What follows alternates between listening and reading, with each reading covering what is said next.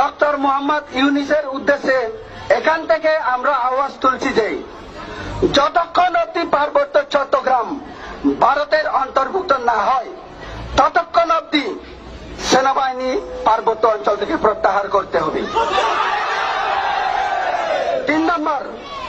যতক্ষণ অব্দি পার্বত্য চট্টগ্রাম ভারতের অবিচ্ছেদ্য অংশ কিংবা ভারতের অন্তর্ভুক্ত হচ্ছে না ততক্ষণ অব্দি সেখানে সেনা শাসন এবং গণহত্যা বন্ধ করতে হবে,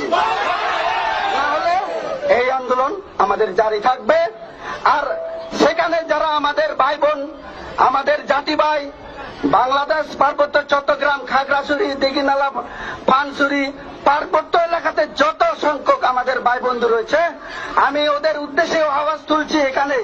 আমাদের আজকের এই পেচারতল থেকে আগামী দিন আপনারা যদি খণ্ডিত না হয়ে একত্র হয়ে যদি আপনারা কাজ করেন তাহলে আমরা আপনাদের পিছনে আসি। যদি আপনার